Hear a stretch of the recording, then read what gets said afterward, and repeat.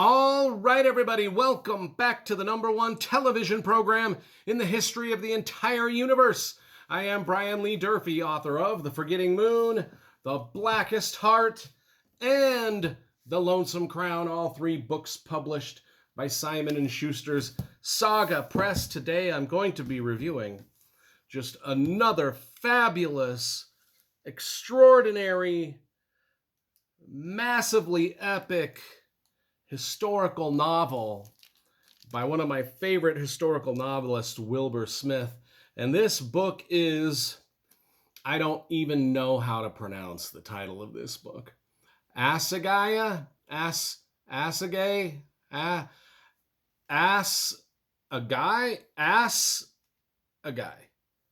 That can't be right. That can't be right. That just sounds dirty. Assegai. I'll stop saying it right now. If you want to know what an assegai is, it's these weapons that are on the front. Now, let's talk about the cover first, because you know I love graphic design and cover illustration. And I'll say it again. I've said it for the last 6 videos. I'm shooting these videos now down in my writing studio downstairs where the lighting is. It's okay on me, I think. But when I show the books, especially the books that I've covered with the plastic, just the glare is just like crazy. I mean, the glare, look at that. Jesus Christ. Upstairs, there was none of this horse shit that we had to deal with. But if you can tell, there's these weapons here, these spears, which are called I won't even say it. I like this cover a lot. It's just, when the sun and the lighting isn't glaring off of it, I love the font they used and the gold embossed on the Wilbur Smith part and this part here. Even the spears themselves are shiny. And then we've got this great character right here on this African sunset and landscape. This book came out in 2009. It is part of the Courtneys of Africa series. And if you ask me what number in the series it is, I will tell you. But if you look online and if you look on Amazon.com, they're all going to be numbered differently. I am reading, actually I've already read all of the whole Courtney saga, but I'm rereading these for the channel in order of chronologically, not in order of publication.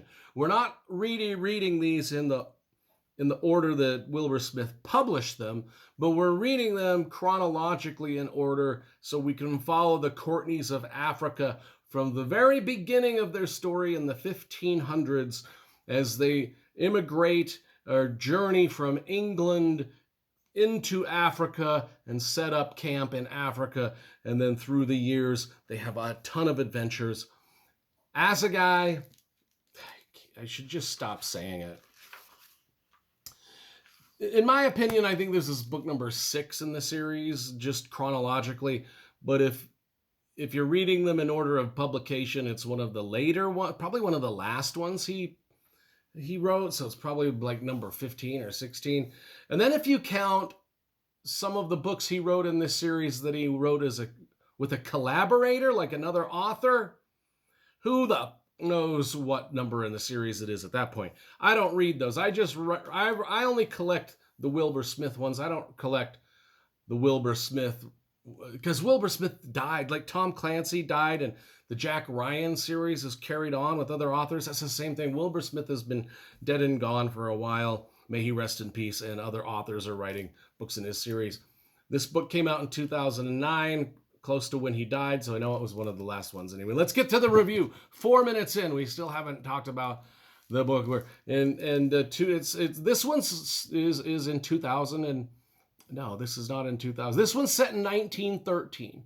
We'll edit a lot of stuff out here, so this review flows a lot more smoothly. 1913 is where we are in the Courtney family drama. Now, this book opens with just a brutal, savage murder and ambush that's just harrowing. But that's Wilbur Smith's sort of calling card. He writes historical fiction that is grim and bloody, and I will tell you, it is the most violent books I've got in my collection. And if we were up in my upstairs library, I would take the camera and pan you through my library, and you would see my massive collection. You would see my 35 some odd Wilbur Smith books. I'm not going to make the journey. We're downstairs in this other. Anyway, the violence of Africa just is real, and Wilbur Smith captures it. Just the dangers of warfare, the dangers of just being in the country, the animals, the danger of the animals, the danger of the different tribes you're going to run across. And if you do get into a skirmish, a battle, which you will, just the dangers of what happens when you get yourself injured and your wounds get infected. And I mean, this is right here in the front. We get a pretty good-sized, bloody murder scene, brutal battle, people with injuries, and how they deal with that, and how they're sort of, I guess you would call them witch doctors, and the tribes try to heal them and heal these wounds. And once our main character gets into one of these villages with the witch doctor, we just, the nobility and the beauty of the native Africans, Wilbur Smith really pays a lot of reverence to. Even in this amazing yet harsh landscape, the characters of all colors and creeds, just, there's nobility in them, there's violence in them, there's bravery in them, there's evil in them on all sides. All sides are guilty of all of the above. Leon Courtney is our main character. He's an ex-soldier in this. He's a pro big game hunter. He guides rich people on safari in Africa in the early 1900s, 1913. He takes them on hunts, and he never sought fame, but he ends up being famous because on an expedition with U.S. President Roosevelt, some things happen, and it makes Leon Courtney just the most sought after big game guide in the world. And he kind of has to deal with some newfound celebrity. And with that newfound celebrity in Africa comes a lot of danger. A lot of people want him dead. There's more to the story. I don't want to give away a lot of the plot. I was going to show you that this book also has some fantastic maps of Africa where we're going on both the inside and the outside, the back flap and the front flap. Just a great looking book altogether. So the plot-wise, without spoiling anything, Leon Courtney is recruited by his uncle Penrod Ballantyne, commander of the British forces, we'll edit that out too, the British forces in East Africa, to gather information on one of his clients, Count Otto van Meerbach, a German industrialist whose company builds aircraft and vehicles for the Kaiser's burgeoning army. While spying, Leon falls desperately in love with von Meerbach's beautiful and enigmatic mistress, Eva von Wellberg. On the eve of World War I, Leon stumbles on a plot by Count von Meerbach that could wipe out the British forces in Africa. He finds himself left alone to frustrate von Meerbach's plan and in grave peril as he learns more about the enigmatic Eva that he has fallen in love with.